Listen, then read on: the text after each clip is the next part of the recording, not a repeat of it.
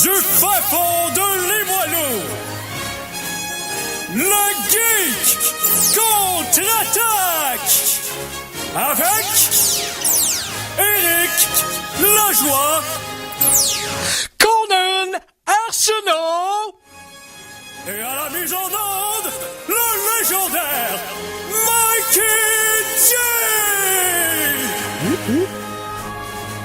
Samedi le 9 août 2014. Pourquoi j'ai le rythme de Duffman quand je parle? Je ne sais pas. Bienvenue. Bienvenue. Éric Lajoie avec vous pendant une heure. Bienvenue à l'émission Éric. Bienvenue à l'émission Éric Contre-Attaque. Parce qu'il est tout seul au studio. Non, les geeks Contre-Attaque de cette semaine. Accompagné à la co-animation de, comme vous l'avez entendu si bien, improvisé par Michel. Improvisé, c'est un nom. Come on. Come on. OK, mais oui. Mon nom n'est pas improvisé, je dis. Est-ce que tout le monde sache ça? Hein? Oui, c'est Conan Arsenault. Salut, Mister. Hey, salut, Mister. Ça va bien? Oui, ça va très bien. Toi, yes. Michel, ça va bien? Mikey G. Avec du café, ça va toujours bien. Ah. Mm-hmm. Sauf quand t'avais déjà un verre de jus de raisin puis que les deux goûts se mélangent bizarre. Et où que tu viens de te brosser les dents. Ouais. Je fais jamais ça, moi. Come on, les gars. Pour ça, tu fais de la radio, t'aimes mieux pas que les gens te voient. Oui, entre autres. C'est une des raisons. C'est une des raisons. Donc, cette semaine, une émission que j'espère charger, parce que moi, dans ma tête, elle est comme, oui! Tu sais, j'ai une drôle de semaine. Puis, tu sais, genre de semaine que t'as rien à compter, mais qui est drôle quand même. OK. C'est les meilleurs, ça. C'est ça qui m'est arrivé, donc je peux pas en dire plus. Sur ce, on va y aller avec les actualités de la semaine. Mikey, s'il te plaît. Oui. C'est maintenant l'heure de vous informer. Voici les Geektualités avec Conan Arsenault! Oh yeah! Yes! Alors, on est dans le festival des thèmes improvisés, donc... Conan, que s'est-il passé dans l'actualité geek, selon toi, cette semaine? Alors, je suis allé chercher plein de petites nouvelles. Comme à chaque semaine, il se passe toujours trop de choses pour qu'on puisse en discuter en profondeur. Non, c'est sûr. L'Internet est toujours en vie. Oui, et il nous rattrape à chaque seconde qu'on le regarde pas. Donc, la première nouvelle là, que je veux qu'on parle, c'est une nouvelle informatique concernant les ordinateurs et aussi la possible rise up des robots dans un futur rapproché. Donc, OK, l'éveil possible de Skynet dans la vie. Oui, parce que moi, je vais vous dire tout de suite, là, je vais être le premier à me ranger du côté des robots. Désolé tout le monde. Oh, tu vas faire un Ken Brockman, puis tu vas tout de suite te virer du bord de l'envahisseur. Instantanément, dès que le premier robot va arriver, je vais aller le coacher. Parfait. Donc, ils ont ça. IBM ont sorti une nouvelle chip, donc un nouveau processeur qui révolutionnaire. Ce processeur-là est construit de, attendez que je vérifie, 4096 cores qui sont reliés. Chaque core est relié par 256 petits CPU qui sont reliés par les 256 autres. Donc, il y a des millions de connexions possibles. Et on parle ici d'un CPU qui est peut-être la taille d'un timbre, mais qui a en fait tous les avantages presque à petite échelle d'un cerveau humain. Donc ça peut faire des reconnaissances visuelles instantanément en utilisant très très très peu de courant de puissance. Donc c'est exponentiellement plus puissant, puis ça utilise exponentiellement moins d'électricité. Là. Exactement. Donc, moins d'énergie pour plus de résultats. Exactement. Le système s'appelle True North. C'est ça le nom de l'architecture de la puce. Donc, il y a d'autres compagnies qui font des affaires qui se rapprochent de ça, mais à date, la True North, c'est vraiment celle qui est la plus impressionnante. Okay. Là, c'est sûr que y a pas encore d'application là-dessus parce qu'il faut... Ça prend des nouveaux programmes qui sont écrits d'une manière différente. OK, pour utiliser, dans le fond, à plein potentiel. Exactement. Parce que là, sinon, on parle d'un modèle qui date des années 40, là, les vieux corps d'ordinateur, les vieux CPU, c'est des années 40. Donc là, c'est vraiment, on rentre dans une nouvelle game. Là, c'est quelque chose qui va tout changer. Préparez-vous. OK, c'est l'équivalent de passer de l'analogique au numérique. Ça a été aussi drastique dans le sens que là, fallait comme tout changer l'architecture, changer les appareils sur lesquels on recevait le signal, parce que c'est à ce point-là gros là. Donc soyez prêts. Cette sorte de chip-là s'appelle des chips qui s'appellent neuromorphiques, donc qui essayent d'imiter le cerveau. Exactement, d'imiter les connexions neuronales dans le cerveau. Donc chaque neurone qui est connecté à d'autres neurones qui sont interconnectés, puis là ça. Donc on est de plus en plus près des robots. Ben oui, n'est-ce pas? Oui, non seulement ça, mais imaginez avec cette nouvelle puce-là, de quoi va avoir l'air Flappy Bird 2. Incroyable. Ça va être assez capoté. Donc, incroyable. ça paraît dessus que j'aime pas les jeux de main. Donc, pour continuer dans la lignée des robots. Oui. Je sais pas si t'as vu ça, c'est sorti il y a pas longtemps comme nouvelle. Ils ont des chercheurs à MIT ont créé des robots origami. Hein? Donc c'est quand tu regardes le robot quand il n'est pas assemblé, il a l'air pas mal d'une page, il a l'air pas mal d'une feuille avec un petit moteur dessus. Et quand tu l'actionnes, il se replie vers lui-même et là devient un robot. Il se construit lui-même. Il se construit lui-même en faisant des plis dans son, je sais pas comment dire, dans sa structure. Dans sa propre structure. Exactement. OK, wow. Ouais. Mais à quoi ça sert? Ça reste quand même du papier, là. Ça peut pas. Non, c'est pas du papier, c'est du métal, dans le fond, mais juste qui est extrêmement mince, qui est peut-être, je peux te montrer une image ici si tu veux voir, mais. OK, ouais, c'est vraiment, ça a l'air vraiment de basically, là, quelqu'un qui aurait découpé dans du papier foil. Ouais. OK. OK, du papier d'aluminium, mais sauf que c'est solide. Répandu sur une table, et là, tout d'un coup, ça se replie tout ensemble pour faire un genre de robot origami. Ah, wow, OK. Donc là, encore une fois, c'est des nouvelles comme ça. Il y a pas d'application sérieuse encore, mais là, on pense à... Et c'est sûr qu'il y a des affaires les robots pour chirurgie, pour être très pratique là-dedans. Donc, t'envoies quelque chose qui est petit, qui se construit à l'intérieur du système et que là, va faire des opérations. Oui. Il y a plein d'applications possibles. Donc, oui, pour des sauvetages aussi, pour entrer dans des endroits exigus quand il y a des effondrements ou des affaires comme ça. Exactement. On va se glisser dans des petits espaces où que l'air va passer, puis qu'ensuite, à l'intérieur, on va pouvoir se développer, puis exactement. Aider voilà. Donc là, moi, je pense que les robots s'en viennent rapidement. Ouais. Là. Ben oui, non, ça s'en vient. Non seulement ils s'en viennent de plus en plus intelligents, mais ils vont pouvoir se faufiler partout. N'importe où. Donc, parce que tu sais, qui va nous défendre contre les aliens? Ça va être les robots! Ouais, mais je ne discontinuerai pas les ninjas. Je veux dire, regarde, ils sont cachés, on n'entend pas parler beaucoup, mais c'est vrai que... attendez qu'ils ressortent. Mais pourquoi on n'en entend pas parler des ninjas? Parce que c'est des ninjas! Et parce qu'ils sont bons dans leur job! Exactement. Et voilà. C'est le fun de justifier nos fantasmes comme ça. Donc, autre chose? Oui, certainement. Je vais aller maintenant, on passe maintenant d'un côté plutôt télévisuel, donc une nouvelle par rapport au cinéma et à la télévision. Bonne nouvelle pour ceux qui suivent la série Agents of S.H.I.E.L.D. Oui. Il y a un nouvel acteur qui va se joindre au cast. C'est-à-dire? Kyle MacLachlan. Kyle MacLachlan, c'est Dune. Oh oui, Paul Atreides lui-même se joint au cast de Agents of S.H.I.E.L.D. OK. La dernière nouvelle que j'ai reçue, c'était son rôle n'était pas encore confirmé. Peut-être que ça va être un punch ou peut-être que ça va être un personnage important. Mais pour l'instant, on sait pas c'est qui va faire, mais on sait que Paul Atreides va se joindre au rang de Agents of S.H.I.E.L.D. Marvel a le chic d'engager des acteurs qui ont une bonne réputation. Oui. D'acteurs, pas juste dans le domaine du sci-fi ou du super-héros, du film d'action. Ils vont les chercher. Je veux dire, dans Guardians, on avait Glenn Close. Surprenante, d'ailleurs. Comme quel choix de casting intéressant. Dans le rôle de Nova Prime. Oui, elle était parfaite. Elle faisait très bien Et pas reconnue pour jouer dans ce genre de film-là. Non, non. Et Robert Redford dans Captain America Winter Soldier. Qui a fait un très bon boulot. Winter Soldier, j'en repense encore, j'ai des frissons tellement j'ai aimé le film. Quel excellent film. Ah, regarde, je veux dire, Marvel, à date, là, chaque film qui est sorti depuis Avengers est presque meilleur que le précédent. Oui, presque. Thor 2 est sorti après. Fait que là, dans le fond, Thor 2. Si vous n'avez pas eu l'occasion de voir des épisodes de Marvel's Agents of S.H.I.E.L.D. J'ai pas vu la série encore. Va voir ça, Eric, et allez voir ça à la maison.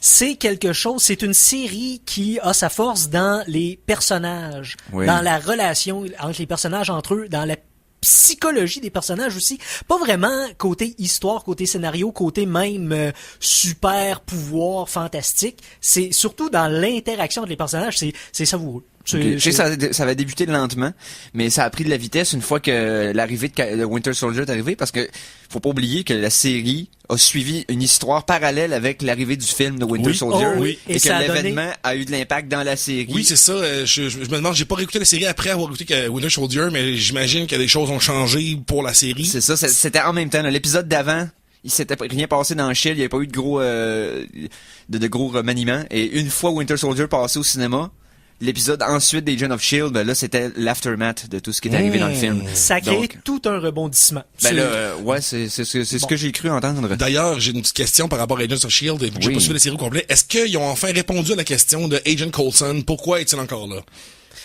Ben, c'est encore en processus. On avance dans cette, cette réponse-là, mais c'est beaucoup plus creux pour, justement, étirer un peu cette ligne d'histoire-là. Est-ce que vous voulez savoir qu'est-ce que je pense que c'est? Ben, vas-y. Je suis sûr que la personne qu'on a vu se faire tuer dans le film The Avengers était un LMD dans l'univers d'un life model decoy. Ok, ouais, un genre de clone ou un genre d'androïde. Ouais, c'est ça qui sont là seulement pour être utilisés comme dummy. Souvent sont utilisés pour justement se faire tuer à la place de la personne. Donc moi je pense que Coulson est fait en guimauve. Ça se quand tu le perces. Même si tu le perces, il reprend sa forme. T'as juste à le chauffer un peu, puis plouc, voilà. Est-ce que peut-être que c'est le fils de Bibadum Chamallow de Ghostbusters? Un seul moyen de le savoir, il faut lui enfoncer un doigt dans le ventre. Et s'il rit, il est fait en pâte, peut-être pas en guimauve finalement. Ouais. Bon. Ou sitôt dit, ou sitôt frais. Sur ce, on a le temps pour un autre. Ah oui, certainement. Attendez que j'ai trouvé ma petite nouvelle. Donc, est-ce que vous savez que il a récemment Star Wars, hein? Ouais, Star Wars s'en vient l'an prochain. Tellement rapidement. Quand même, c'est l'été prochain, là. Donc, je prie encore aux dieux du cinéma pour que ce soit un bon film. J.J. Abrams, à date, toutes les photos qu'il nous sort, ça m'inspire. On voit des vrais décors, on voit des acteurs pas connus. Oui. Donc tout ça est très très titillant si on peut dire. Donc puis là il y a une question qui est sortie sur internet avant hier. Donc encore une fois là c'est des rumeurs, des spéculations de fans de Star Wars. Exactement. C'est pas la première fois qu'on baigne dans ce domaine. Oui, exactement. Donc la question c'est qui va piloter le Faucon Millenium? Ben pourquoi qui ça va être Han Solo? Pourquoi ça serait pas Han Solo? Hein? À date. Oui. C'est pas Han Solo. C'est pas. Non, c'est pas Han Solo. En tout cas, peut-être que on va voir. C'est vrai, Harrison Ford chauffe des hélicoptères à cette heure. Mais donc, pour l'instant, la réponse qu'il nous offre, c'est l'acteur qui jouait dans Inside Llewyn Davis. OK. Des frères Cohen. Ouais. Donc, l'acteur principal qui est dans le cast de Star Wars. Ouais. J'oublie le nom. Isaac. Je veux dire Hayes, mais c'est pas Isaac Hayes, c'est chef. Non, c'est ça, c'est chef. Mais donc, un certain Isaac, mais je ne trouve pas le nom, là, malheureusement.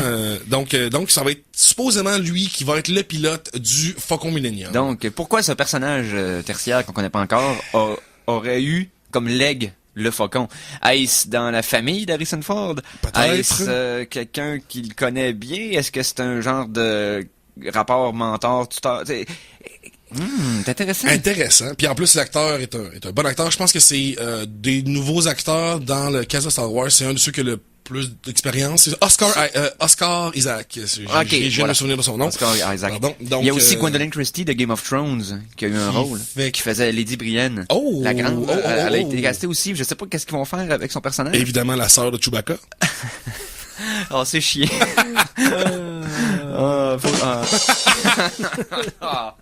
Non, ça serait, non, j'adore, je suis curieux. Et aussi, paraîtrait que le rôle, mais il y a eu des rumeurs, puis là, je veux pas faire de spoiler, rien, mais on aime ça. Il y a une autre rumeur de scénario qui parlerait d'un arc d'histoire qui tournerait autour de la rédemption d'un Jedi du côté sombre qui revient vers le bon côté à cause de certaines circonstances. Serait-ce Luke? C'est pas un personnage connu. Ça serait Non, il serait joué par l'acteur qui jouait dans Attack of the Block. Qui a été casté dans le film, le jeune, comment il s'appelle? Je me souviens plus de son nom, malheureusement, mais... C'est un jeune acteur britannique, et il y a un look particulier, j'ai hâte de voir, mais ça serait... C'est une des rumeurs qui est ressortie, puis que le monde n'ose pas trop parler, parce qu'on parle que ce soit dans le royaume des punchs dévoilés. Mais reste que... On parlerait peut-être d'un arc qui tournerait autour de ça, là, de quelqu'un qui est en mission, qui se ramasse isolé avec quelqu'un qui est pas du côté obscur et qui commence à voir la voie de la lumière. Ben, faute de rumeur, moi j'ai une information qui n'est tout à fait pas une rumeur. C'est-à-dire? C'est qu'au Geek contre-attaque, on a des chansons. Oh, ça y est. On est dérapé trop loin. La chanson de la semaine! Chanson de la semaine numéro 1, qui vous est fournie par moi-même, Éric Lajoie. Souvenez-vous d'un jeu au Nintendo qui était basé sur une série télé de dessins animés qu'on aimait bien, qui était DuckTales. Ah oui, Megaman avec une canne. Ouais, le jeu c'était ça. L'oncle Picsou à la recherche. Le jeu DuckTales avait été produit par Capcom, par une grosse partie de l'équipe qui avait conçu les Megaman. Donc on voit vraiment un côté similaire au jeu. Tu choisis l'ordre dans lequel tu vas battre les premiers boss et ensuite tu choisis le tableau, tu te promènes avec la canne en rebondissant sur la tête de tes ennemis. C'est ça. Et le jeu était quand même très bien et très très bon. Dans la lignée des jeux basés sur un film ou une série qui était bon. À la GoldenEye, etc. D'ailleurs, il y a un remake HD disponible sur Xbox Live. Oui, exact, de DuckTales. Et de toute la trame sonore, qui, bien sûr, par Capcom à l'époque, ne faisait que des home runs avec leur trame sonore. On parle d'une trame sonore qui a été très, très, très respectée par surtout les remixeurs de musique. Vous savez que je suis au Overclock Remix depuis longtemps. Et, entre autres, la pièce du stage sur la Lune, le Moon Stage, qui est un classique dans le domaine des musiques remixées. Je vous la fais écouter version Carbohydrome, qui est le remixeur français là, qui reprend les tunes avec un peu de guitare électrique, un peu de un peu de testostérone. Ouais, un peu de mâle. Donc on écoute ça. DuckTales, le Moon Stage avec du poil de Carbohydrome. La pièce s'appelle Sweet Memories of Earth. C'est parti au Geek contre-attaque.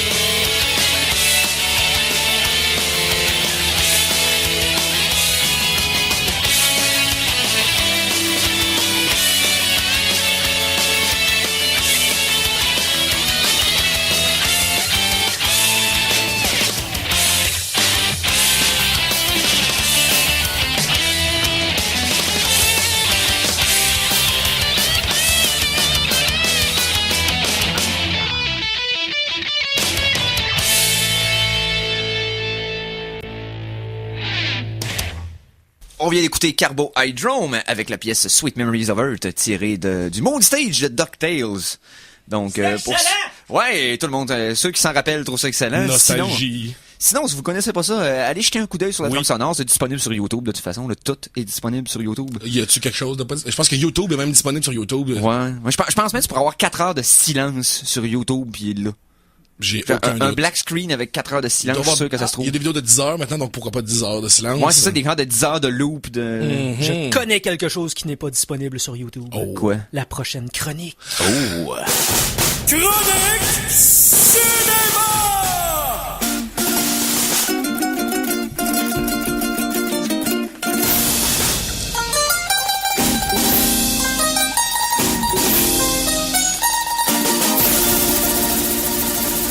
Donc, comme si on n'avait pas encore assez parlé de cinéma, Jamais assez parlé de cinéma.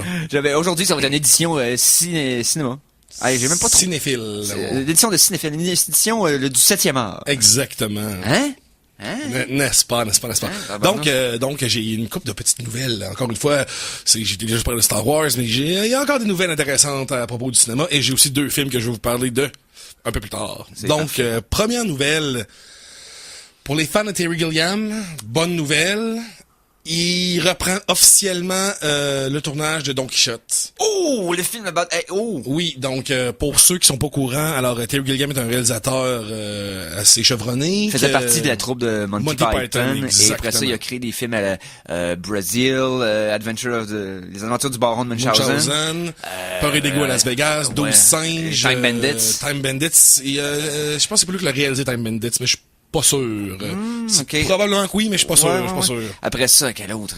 Écoute, il y en a. Il y a Zéro Théorème qui on sait pas s'il sort ou pas, là. Ouais, non, mais la bande-annonce est sortie là un an. Il est sorti au Canada, finalement, après des pressions, que même Terry Gilliam a demandé aux gens de Facebook de faire des pressions sur Viva Film pour qu'il soit distribué en salle. OK. Je pourrais vous en parler de ce film-là aussi, là. C'est quelque chose... C'est le dernier film de Heath Ledger aussi, là. Oui, l'Imaginarium du Docteur Parnassus. Oui, c'est ça. Oui. Donc, c'est des films particuliers. Oui. Terry Gilliam, il y a un univers assez créatif, assez mise en scène, assez explosé, si on veut. On parle de décors complètement foisonnants et tout ça. Donc, Don Quichotte, c'est un film qui est proche de son cœur, parce qu'il avait déjà essayé de le faire il y a maintenant, je pense que ça remonte quasiment 15 ans. Plus que ça. Je pense que c'est fin 80, début 90. Non, je pense un peu après ça, parce que le documentaire Lost in La Mancha est sorti dans les années 2000. Donc, peut-être fin parce qu'il avait essayé 90. à 2 reprises. Parce que la première fois, c'était avec Jean Rochefort, et il est décédé, lui, au début des années 90. Ouais, en fait, ça, c'est la seule fois qu'il a essayé. Ça a été avec Jean Rochefort. Puis là, donc, tous les problèmes qui sont survenus...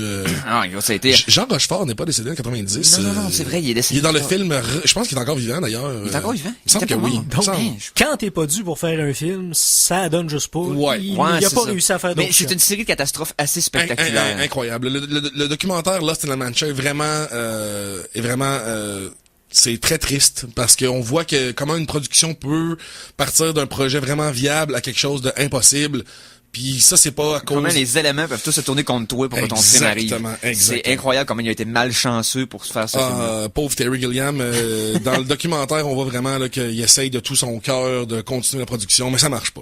Donc il a annoncé officiellement qu'après Noël, il commence à shooter Don Quichotte. Et est-ce qu'il y a eu des nouvelles de casting? Si je me trompe pas, il y a des noms comme ça, Johnny Depp, Ewan McGregor, Robert Duvall, mais encore une fois, c'est pas... Il y a rien de confirmé encore. Il y a rien encore, d'officiel, rien de confirmé encore. J'imagine que Johnny Depp va en faire partie parce qu'il faisait partie du casting original. Oui. Donc, j'imagine qu'il va... Qui est encore intéressé à participer au projet. Oui. Mais c'est Terry Gilliam. Chaque acteur qui va avoir l'occasion de participer dans un film avec lui, je veux dire, Brazil, son plus gros film, il y a quand même Robert De Niro dans son prime là-dedans. Là. Oui. Pour l'oublier. Là. Oui, effectivement, même s'il a un rôle assez mineur dedans. Ouais, assez mineur, mais reste que... Quel bon film. Quel bon film. Donc, parfait. On va lui souhaiter bonne chance cette fois-ci. Donc, on essaie de... Si ça s'écrase encore, ça va être comme... ça serait triste. Moi, je peux vous dire qu'après avoir vu son dernier film, j'ai honnêtement un peu peur. Okay. Je suis prêt à suivre ce réalisateur dans beaucoup de trips cinématographiques. Mais j'ai un peu peur quand même. Parce que il s'en vient un peu vieux. Même, il approche 80. Il est dans 70 avancé. Pour faire un film, tournage à l'extérieur, c'est très difficile. J'y laisse la chance au coureur. J'adore ce réalisateur-là. Je souhaite de tout mon cœur qu'il fasse quelque chose d'original. Mais ça va être au moins original. Que ce soit à la hauteur de son œuvre. Oui. À tout le moins. Oui. Et c'est un projet qui a à cœur, ça fait longtemps. Oui. Donc c'est sûr, c'est certain qu'il va y mettre toutes ses tripes et ça va, d'après moi, être sa dernière réalisation. C'est possible. Probablement qu'il va tout donner là-dessus. J'ai l'impression, moi aussi. Ouais. Donc, ensuite... deuxième nouvelle cinéma. Alors, si je vous dis les mots The Lonely Island, est-ce que ça vous dit quelque chose? Oui, ben oui. I'm on a boat. And I threw it on the ground. Un groupe de musique parodique qui a vraiment une réalisation léchée du côté, musical aussi. Qui ont commencé par un genre d'à côté de Saturday Night Live, mais qui sont devenus leur propre entité par la suite. C'est parti des SNL Shorts. Exactement. Avec leur premier, je pense que c'était Dick in a Box. Dick in a Box avec Justin Timberlake, qui avait une performance mémorable. Et même les deux suites à cette chanson-là aussi, que les deux mêmes personnages. Il y avait Mother Lover. Et c'était quoi l'autre? No Homo? Non, c'était genre Threesome ou une fois de même, je me rappelle plus. Mais en tout cas, il y a comme 3 chansons avec Andy Samberg et Justin Timberlake avec ces deux personnages-là. Il y en a 3. Mais les 3 sont bonnes. Là, Qu'est-ce qui se passe avec eux? Donc, Lonely Island, il va y avoir un film sur eux. Ouais, c'est par Judd Apatow en plus. Produit par Judd Apatow. Je pense que j'ai pas encore de nom de réalisateur attaché officiellement. Okay. Ouais, c'est ça. Il va y avoir Akiva Schaffer, Andy Samberg qui vont écrire le scénario. Donc ça va vraiment être l'histoire de comment le groupe est devenu à la Tenacious D dans le fond là. Oui, à la Wayne's World, Tenacious D, un peu là comme l'origine du groupe. Oui, puis je souhaite encore une fois que comme Wayne's World, on retourne aux heures de gloire des films de SNL, parce que SNL nous a sorti vraiment des bons films comiques. Et des mauvais aussi, là, ça a été les deux spectres. Oui, exactement, ils font dans les deux. Ils ont fait Wayne's World, Blues Brothers, mais ils ont fait aussi MacGruber. Oui. Oubliez jamais ça. Ouais, New Roxbury. Night at Roxbury. Quel classique. Ils ont fait des films inoubliables, mais aussi des films oubliables. Tellement oubliables.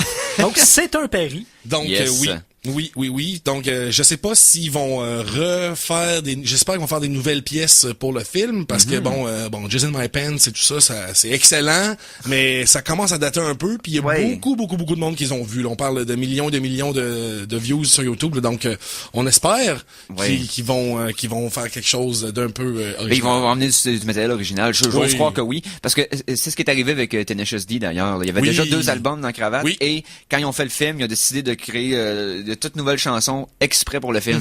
En fait, le film est même l'expression du concept qu'il y a dans la pièce The Best Song in the World. Exactement. Il y a un peu les mêmes scénarios là, de Duo contre le diable et leur groupe qui se forme. Et toutes les chansons du film, qui étaient pratiquement une comédie musicale, sont toutes originales au film. Il y a aucune chanson qui était du premier album, dans le fond. Puis pour les fans de Jack Black, Tenacious D, etc., le film, c'est un incontournable. Ça pouvait pas être un succès, là. On s'entend. Non, c'est pas fait pour ça. C'est pas fait pour être un succès, mais... C'est très niche, c'est très visé vers leur clientèle. Ouais, moi, c'était un des films qui m'a renoué d'amour avec les comédies musicales. Ouais, ben attends, mais moi je donne le crédit à Matt Stone et Trey Parker dans ma vie pour aussi, avoir redonné le goût à écouter des films avec des chansons qui fit dedans. Là. Ça a été, ils ont été parfaits. Là. Ils ont un dossier flawless dans leur carrière, autant dans la série que dans les films qu'ils ont fait. Définitivement. Garde, puis Star, je suis willing, mais même aussi le Dr. Horrible Sing Along Blog de Josh Whedon avec Neil Patrick Harris, qui est aussi super bonne comme mini-série musicale. Oui. Donc, il faudrait peut-être faire une chronique comédie musicale à maintenant. Il arrête quoi en faire? J'en ai déjà fait une. T'en as déjà fait une? C'était ma première chronique que j'ai faite. C'est le top 5 des comédies musicales.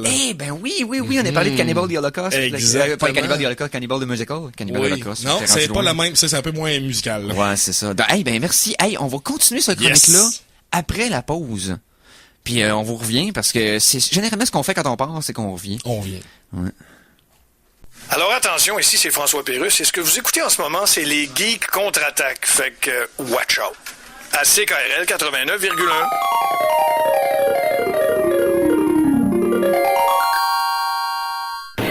De retour de la pause, revoici les Geeks contre-attaque!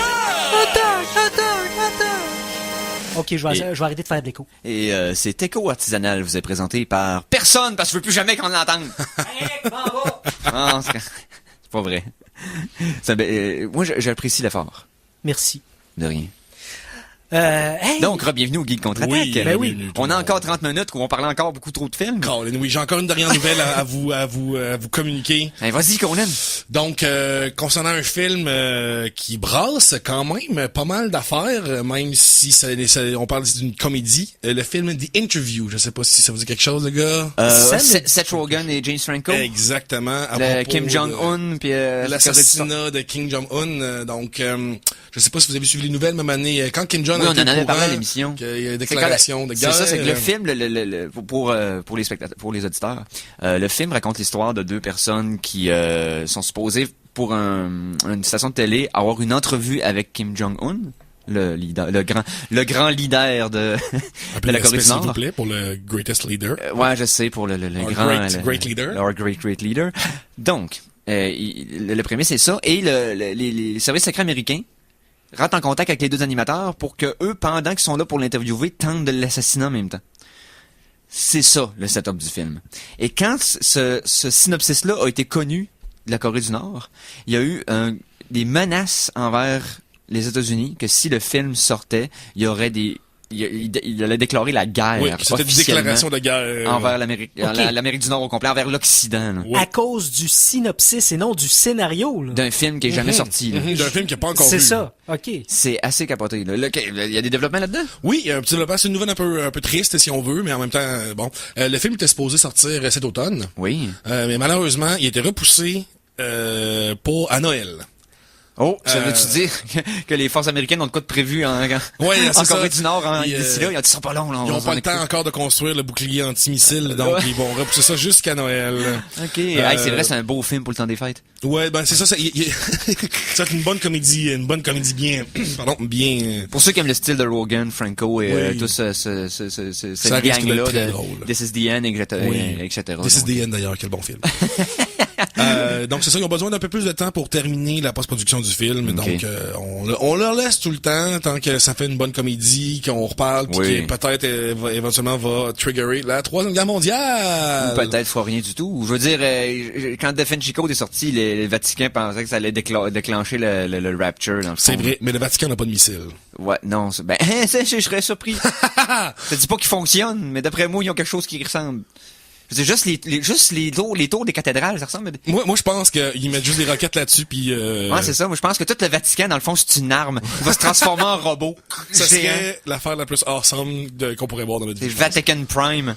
Oh my God! S'il vous plaît, nos auditeurs, faites-nous un Photoshop de Vatican Prime. On aimerait vraiment beaucoup savoir ça. Wow. Hey, sinon, les gars, je suis allé voir Guardians of the Galaxy. Toi aussi. Sur les recommandations d'Éric Lajoie, notre maître à tous. Notre grand leader vénéré. Ouais, je te dirais que l'étendue de mon règne se situe à peu près à 10 pieds autour de moi pendant 1 heure dans la semaine. C'est pas mal ça. C'est beaucoup plus que beaucoup de monde. C'est sûr. Bon. Mais je vais apprécier, excusez-le. Et maître, je dois t'avouer que tu avais raison, c'est un très bon film. Ça faisait longtemps, je crois que c'est depuis La Matrice 1 que je m'étais pas senti comme un petit gars devant un film. Oui. Et je suis content pour toi, disciple. Autre chose, subalterne? J'aimerais que... Je vais renchérir là-dessus en disant, je sais que vous en avez parlé ici la semaine passée, mais je dois communiquer l'amour que j'ai pour ce film-là. Ça fait... Depuis, je pense, Jurassic Park, que je suis pas retourné voir un film dans la même semaine parce que j'en voulais encore. Même si je me souvenais bien du film, je voulais retourner dans l'univers avec Peter Quill et les vaisseaux colorés et les aliens bleus et le monde rose et bleu et vert. Et jaune, il y en a beaucoup des jaunes. Oui, puis c'est ce que j'aime, là, c'est vraiment comme les vieux Star Trek, là. Un alien, c'est juste quelqu'un d'une autre couleur. C'est magnifique. C'est ça. C'est low budget, en même temps que super gros budget. Ils ont réussi à faire quelque chose d'unique, selon moi. Qui a le charme d'un film à petit budget. Oui. Et la personnalité la qualité d'un film à haut budget. Oui, exactement. C'est très rare. Très rare. Donc, non, c'est... Vraiment, pour les auditeurs qui vous avez pas vu ce film-là, allez-y maintenant. Après l'émission, là, allez-y, tout de suite. Oh, oui, il fait chaud dehors. Là, ce matin, vous avez trop chaud, vous n'avez pas d'acclimatisé. Oui, allez-y aussi avec votre femme et votre enfant parce que... il y a des passes que les filles adorent dans ce film-là. C'est le premier film de Marvel écrit par une femme. Donc, le film est coécrit par James Gunn et j'oublie le nom, malheureusement, de la scénariste, mais c'est le premier film de Marvel qui est scénarisé par une femme. Oui, je pense que c'est le film aussi que le pourcentage le plus élevé de spectatrices au cinéma. 44% des spectateurs sont des filles au cinéma. Pour un film de Marvel, c'est du jamais vu. Oui, et le personnage de Groot et de Rocket Raccoon, entre autres, tout le monde comprendre pourquoi. Tout le monde en veut. Ah, regarde. Puis en plus, ça n'a pas besoin d'avoir de préconception de l'univers de Marvel. Non. Tu peux y aller là avec une idée fraîche. J'avais un ami qui était avec nous qui n'aimait pas les films de super-héros. Il a adoré son expérience. Mais ça, on est plus dans la comédie de science-fiction, selon moi. Oui, c'est une comédie. C'est l'équivalent de Spaceballs, mais c'est pas une parodie. Exactement. C'est le nouveau Spaceballs, selon moi, là. C'est le Spaceballs, de notre ère que les jeunes vont écouter. Ou Ghostbusters, je pense que c'est un meilleur exemple encore. Qui est un film de science-fiction, mais qui est une comédie grand public. Oui. Guardians est dans cette veine-là. Exactement. Et j'ai pas peur de le dire. Vous parliez de Spaceball, là, je viens de passer à ça. Le Peter Quill ressemble étrangement à Yop Solo. À Yop Solo. Puis oui, tu le parlais même que casting. la dernière fois que tu avais été voir un film 2 fois, c'était Jurassic Park. Ben Chris Pratt, qui joue Star-Lord, va faire Jurassic Park. va être dans Jurassic World. Donc, tout est les connexions sont... Oh my God. On vient d'exploser dans le studio. Non, mais allez voir ça. DC a beaucoup de choses à apprendre de ce film. Oui.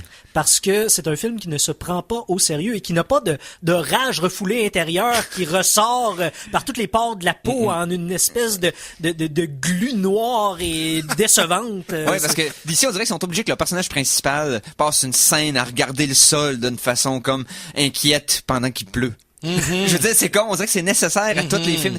Arrêtez, là, c'est beau. Oui, votre personnage peut aussi être triste, mais il peut s'amuser. On est vraiment dans le pathos dans les films de DC. Ah non, ça a c'est aucun vraiment sens, dans le, ça va mal, même si on est des dieux vivants et on peut régler la situation en un seul. mal, pis c'est triste, puis c'est dur. Pauvre c'est tellement Wayne. compliqué d'être un super-héros. Pauvre Superman. Puis moi, je suis juste riche, puis je peux rien faire. Je peux rien faire. Ah, mon Dieu Seigneur, que c'est le fun d'avoir de la légèreté un petit peu. Oui, de la couleur. De la couleur. Et de la légèreté dans un film de super-héros, là. On s'entend que c'est du monde qui se met des costumes puis qui se prennent pas au sérieux, en tout cas, donc, hein. Puis d'ici, ils sont partis pour le, hey, on va avoir ça, 3 couleurs seulement. Gris, noir, gris foncé puis brun. Ouais. Ah, non, mais c'est, on va voir, regarde, je suis quand même optimiste dans le sens que là, il y a eu des annonces de DC pour, DC a annoncé à peu près 10 ou 12 espaces pour des films de DC. C'est Warner qui annonçait ça. Donc des films de super-héros, là. Fait qu'on parle à partir de 2018, 2 à 3 films par année. Donc, il y a Aquaman de prévu, peut-être Wonder Woman, mais après ça, je veux dire, ils vont sûrement faire un reboot de Green Lantern aussi. Hein. Ils ont besoin parce qu'ils peuvent pas continuer. Non. De un. Ensuite, vers où ils vont aller? Je pense que DC, s'ils sont intelligents, ils devraient aller vers leurs franchises qui sont pas dans leur main, mais aller vers plus les versions, exemple, Watchmen qui était publié par Vertigo, qui était DC, mais pas tout à fait. DC Vertigo. Il y aurait Preacher, qui a des rumeurs que le film s'en viendrait. Preacher, j'attends des rumeurs de ce film-là depuis qu'Internet existe. J'attends ce film-là. Sandman. Oui, c'est ça. Il faudrait qu'un Vertigo s'associe pour faire. Mais Sandman, il y a une télésérie qui s'en vient. Ouais, c'est une télésérie, mais il reste qu'un film serait bien. Comme Constantine, dans le fond, comme Hellblazer, qui va avoir une série, mais ça va plus être basé. Elles sont pas tout à fait. En tout cas, comprenez qu'il y a une masse de matériel que DC peut utiliser, qui est pas nécessairement genre Batman, Superman, Wonder Woman, t'sais. Parce que les autres super-héros, comme The Flash, ça a jamais réussi à lever assez. Non. Martian Manhunter, ça marcherait pas. Mais par contre, DC, ils font de très bons dessins animés. Des films de dessins animés. Oui, Superman All-Star qui était bien pour quelqu'un qui n'avait pas lu la série de tous les BD, Batman Dark Knight sont vraiment le fun. Honnêtement, j'y recommande vraiment tous. Masque de Fantasme, là, je pense. Oui, Masque de Fantasme, vieux film des années 90, là, mais comme qui tellement bien vieilli l'animation. La série animée, la série animée de Batman des années 90, c'était un chef-d'œuvre. La musique. Les frissons me lèvent quand je réentends le thème sonore, c'était wow. Là. La semaine prochaine, chers auditeurs, je mets Eric sur le cas, on va écouter ça en chanson de la semaine 1 ou 2. Oh. Hein? Ah, je vais essayer de trouver ça. Oui, il y a des thèmes de... Bonne idée. Ben oui. Oui, c'était magistral. Puis c'est le genre de choses que s'il redevient disponible sur Netflix, retapez-vous ça. Et en plus, Mark Hamill, qui est la voix ultime du Joker en version animée. Oui. Donc, d'ailleurs, petite information intéressante sur cette série animée-là. Il faisait l'animation sur des papiers noirs pour vraiment donner c'est pour ça que c'est très sombre comme série visuellement, parce que physiquement les animateurs faisaient ça sur des acétates noirs. OK. Donc ça donne vraiment là un peu comme moi j'ai peinturé la céramique étant jeune, puis j'avais fait des dragons pis tout ça, tu sais les achètes en céramique que tu fais cuire. Ah oui. Et tu déplaces la peinture. Moi la technique que j'avais appris, c'est que tu la peintures complètement noire, moi. Et ensuite, avec tes doigts, tu vas appliquer les couleurs que tu veux. Puis plus tu mets de pression, plus la couleur va être profonde. Puis plus que tu veux que ce soit juste des reflets en surface, moins tu mets de pression que tes doigts. Puis ça donne un effet qui est spectaculaire que tu peux pas avoir au pinceau. Donc je comprends un peu le principe de dessiner sur du papier noir. Oui. Parce que ça fait en sorte que ça donne la profondeur. De la richesse aux couleurs. Oui, et ça donne la profondeur à tous les détails qui sont entre les couleurs, entre les lignes. Tout prend un nombre que tu peux pas dessiner manuellement. Exactement. Elle va devenir là. Donc ça enrichit les détails. Mais bref, regarde, un classique parmi les classiques. Oui, je vais essayer de trouver quelque chose. Faut que je m'en rappelle. Je vais m'envoyer une note personnelle par Facebook. Puis, parlant de chanson, ça vous tente-tu? Ah oui, parlant de chanson. OK. Ah oui, La chanson de la semaine 2! Cette fois-ci, je vais aller me promener quelque part. On va vous faire un petit cadeau. Oh. Ça vous tente-tu? Ben oui. Est-ce qu'il y a des gens qui ont joué à un jeu qui n'a pas eu vraiment de popularité, là, Chrono Trigger? Ah ouais, l'histoire d'un manga qui revient dans le temps. Tu sais, le jeu que Square Enix a des deux mains, est assis sur des deux mains, puis veut pas faire d'autres jeux là-dessus, alors que Final Fantasy est en train de mourir de sa belle mort. Exactement. Et qui devrait retoucher à Chrono Trigger depuis aussi longtemps. Mais j'ai un peu peur, justement. Ils vont la ruiner comme Final Fantasy. Cette série est parfaite, faut pas... Chrono Cross était excellent. Mais pourquoi ils ont arrêté là? De toute façon, Chrono Trigger, tu viendras pas m'apprendre des nouveaux trucs sur Chrono Trigger. Là. J'ai tout entendu et tout vu. Non, t'as pas tout entendu. Hein? Parce que la trame sonore originale du jeu, celle du Super Famicom, c'est-à-dire le Super NES au Japon, avait un certain nombre de trames pour tout le jeu au complet. Donc toutes les scènes de combat, les scènes en moto, les scènes de différentes époques dans le vaisseau, etc. Mais il y avait des tracks qui ont pas fait la version finale qu'il y avait sur la trame sonore japonaise. Donc là, je vous ferai écouter un thème de combat de Chrono Trigger qui s'est pas rendu à la version finale, composé par Yasunori Mitsuda. On me rappelle pas son c'est Mitsuda, mais je me rappelle pas. Son nom, c'est Yasunori. Yasunori, c'est ça, je l'avais. Yasunori Mitsuda. Donc, le compositeur de Chrono Trigger. Un thème qu'il avait composé pour les combats, qui s'était pas rendu à la version finale de Chrono Trigger. Sortez vos épées. Hein. OK.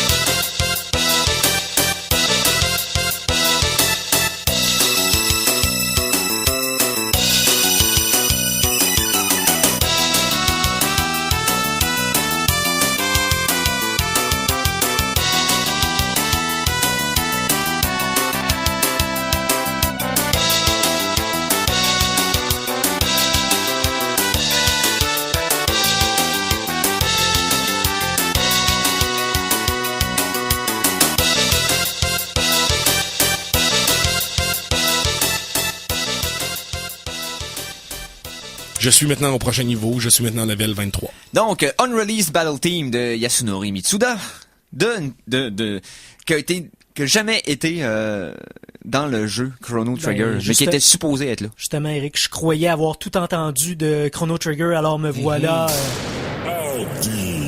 Ah, j'allais dire informé, mais fair enough. Ben, hein. Donc, je pense qu'on va y aller avec une chronique... on n'a pas besoin de thème de chronique, je pense qu'on va y aller avec une critique de film. Oui, une critique de film que j'ai vu cette semaine. Alors, Conan, tu as vu un film particulier cette semaine? Extrêmement particulier. Je pourrais même dire que ce film-là ne ressemble à aucun autre film, en tout cas que j'ai en tête. Il s'agit du film Under the Skin. Ça, c'est avec Scarlett Johansson. Exactement. Et ça s'est promené un peu sur Internet quand le film est sorti pour une raison qui est pas reliée avec le synopsis, mettons. Non, puis d'ailleurs, je vais mentionner cette chose-là qui est un tour de force aussi, selon moi. Donc, le synopsis rapide de Under the Skin.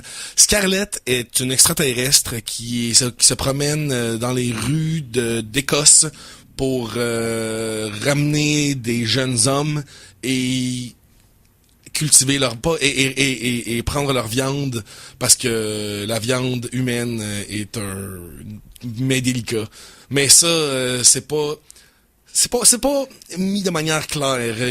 J'ai lu à propos du livre, donc là, dans le livre déjà il y avait déjà plus de la culture extraterrestre était mieux expliquée.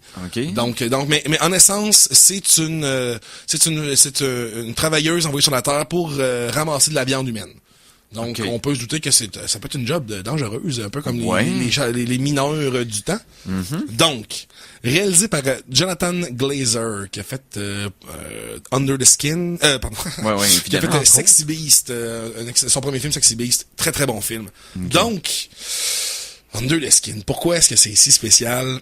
Premièrement, j'attendais ce film-là un peu avec une brique, un fanal, parce que dans le preview, il nous disait, le prochain Kubrick, le film qui redéfinit la science-fiction. Toutes des affaires que quand j'écoute, je suis comme, non. Et finalement, je dois avouer que c'est pas mal dans les cordes d'un film que Kubrick aurait apprécié, au moins apprécié, parce que c'est des plans extrêmement lents. Les dialogues sont très, très naturalistes. Donc, ce qui est intéressant dans ce film-là aussi, c'est qu'il y a beaucoup de non-acteurs. Donc, la plupart du film se passe à l'intérieur de la camionnette de Scarlett qui se promène et qui demande un peu toujours la même série de questions aux personnes, aux jeunes hommes qu'elle rencontre. Où vas-tu? Est-ce qu'il y a du monde qui t'attende? Est-ce que t'es seul? Est-ce que tu veux un lift?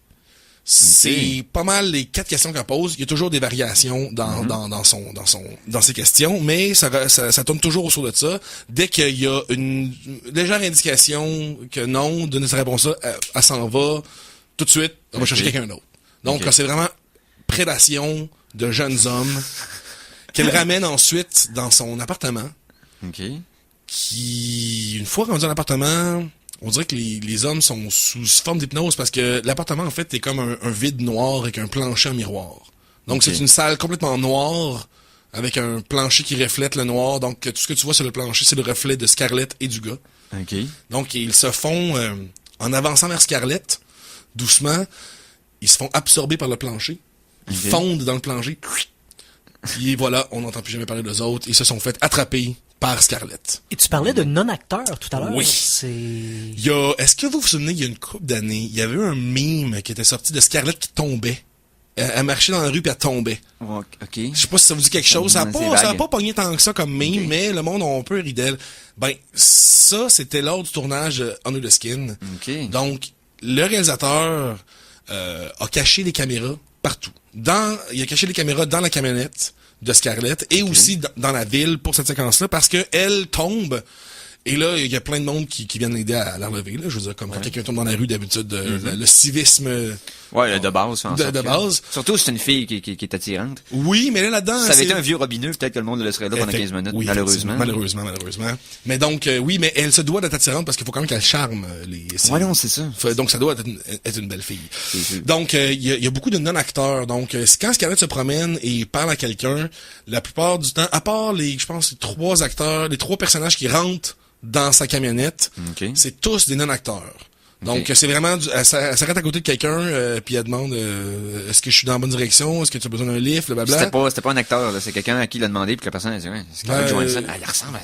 Je pense que les réactions qu'on a eues, c'est du monde qui n'ont pas reconnu que c'est Scarlett, parce que de la manière qu'il répondait, il répondait vraiment comme quelqu'un qui c'est sûr que si quelqu'un qui ressemble vraiment à Scarlett Johansson vient me voir, je présumerais pas que c'est elle en premier. Exactement. Surtout dans une petite rue d'Écosse, vraiment perdue dans le fond de la campagne. Tu dis pas nécessairement, Scarlett est là pour venir me voir. Non, c'est ça. Non. Donc, ça fait que Scarlett, en tant que extraterrestre, découvre un peu les relations humaines à force de parler au monde, puis justement d'avoir des interactions avec d'autres humains. Donc là, elle commence un peu à se questionner sur son travail, dans le sens, est-ce qu'elle doit continuer, est-ce qu'elle fait bien ça. Donc, mais je vous dis, écoutez-le. Tout le monde, écoutez ce film-là. C'est un film assez polarisant dans le sens qu'il y a beaucoup de monde qui aimeront pas ça. Parce que c'est lent, il y a pas beaucoup de dialogue, ou les dialogues sont très, très, presque répétitifs. Mais c'est un film comme aucun autre. Puis surtout un film de science-fiction comme ça. C'est le film de science-fiction avec le moins d'éléments de science-fiction que j'ai vu. Okay, c'est la trame est une trame de science-fiction. Exactement. Mais visuellement, on est beaucoup plus proche presque d'un road movie parce que ça se passe beaucoup à l'intérieur d'une camionnette. Ouais. Puis Scarlett est le choix parfait. Cette femme-là, je la trouve magnifiquement belle, mais je trouve pas que c'est nécessairement la meilleure actrice. Je trouve qu'elle est très froide. Il fut un temps, oui, elle s'est améliorée depuis le temps, par contre. Elle a jamais été mauvaise, mais j'ai toujours un peu trouvé... Ouais, c'est ça. Elle a tout le temps l'air comme un petit peu en dehors de ses souliers. Mais reste que dans ce rôle-là, j'imagine que c'est parfait. Là. Parfait, parce que justement, elle est complètement... Elle a juste exacerbé cette partie-là de sa personnalité pour que ça devienne un peu comme Arnold quand il a fait le Terminator. Oui. Qui avait l'air un peu en dehors de ce qu'on est, nous, en Amérique du Nord. Et il a juste exagéré ça et c'est devenu un robot comme... tellement crédible. Définitivement, ça, on est vraiment dans les mêmes sphères d'acting. Okay. Puis justement, c'est Scarlett. Dans ce film-là, on voit Scarlett nue plusieurs fois, là, pas seulement qu'une fois. On la voit un moment donné, elle-même regarde son corps pendant une longue scène là, elle regarde. Ouais, puis nu complet là, pas genre de dos qu'on voit le côté comme la plupart du temps. Vraiment nu au complet, mais d'ailleurs la notoriété du film avait commencé avec ça d'ailleurs, oui, mais il y a plus que mais le tour more de than meets force the eye de ces scènes-là, c'est qu'ils ont réussi à rendre Scarlett non sexuelle. Même si c'est une femme magnifique, quand on la présente nue dans ce contexte-là, on est vraiment plus proche. C'est une créature qui essaie de voir de comprendre elle-même qui elle est puis comment qu'elle fonctionne. Et pourtant, j'imagine qu'il n'y a aucune prothèse, aucun effet sur son corps. C'est un corps totalement humain. Oui, c'est vraiment, il y a rien d'autre que elle tout nu devant un miroir qui se regarde. C'est dans la manière de la direction d'acteur, de la réalisation. Sa tête, elle est un extraterrestre, puis elle est en train de regarder de quoi qu'elle a. Donc c'est ça, il y a pas d'éléments de, il y a quelques éléments de sexualité dans le film, même qu'il y en a qui sont assez crus, mais c'est jamais par rapport au corps de Scarlett, ni à l'exploitation de son corps de femme, de modèle, de mannequin. Voilà, c'est ça. Donc vraiment ça, j'ai trouvé que ça m'a vraiment surpris. Je pensais pas que j'allais voir un film Scarlett nue dedans, puis que ça allait pas être excitant. Non, exactement. Puis c'est ça qui est. C'est weird. Ça marche une très fine ligne ce film-là. Donc, mais combien de seaux de viande liquide de jeunes hommes sur 5 tu donnes? Je donne 5 seaux de viande humaine sur 5. Vraiment, ce film-là est différent de tous les autres. Ça vaut vraiment la peine de l'écouter. Mais attendez-vous à quelque chose de... Ça vous prend pas par la main, ce film-là. Il y a pas grand... Beaucoup de monde pourrait me dire, j'ai pas vu ce que t'as vu dans ce film-là, mais... Parce que ceux qui aiment le sci-fi qui va jouer dans ta tête, à la Event Horizon, etc., donc... On est plus dans la subtilité encore qu'Event Horizon. Ouais, c'est vrai qu'Event... Mais c'est quoi, bref. Mais oui. C'est des sci-fi qui jouent dans ta tête. Oui. Une transition, elle, aucunement subtile. On s'en va écouter après ça Isabelle Boom, puis Salsa et Teresa. Oui, et quand tu parles d'émission qui suit, c'est parce que l'émission se termine. Et voilà. Malheureusement. Donc, merci Conan pour cette émission tout en cinéma. Merci à toi, ça m'a fait tellement plaisir. Parce que j'aime ça, moi, le cinéma, j'en parle tout le temps, même souvent. Ensuite, Mikey, thank you bien. Ben, y a pas de problème, on continue ça toujours la semaine prochaine. Yes, alors la semaine prochaine avec d'autres collaborateurs, d'autres auditeurs, d'autres fun. Donc, merci d'avoir été là. Salut les geeks. And you haven't got a care. Well, you're gonna be in trouble, 'cause they're gonna steal your air. 'Cause what you got is what we need, and all we need is dirty deeds.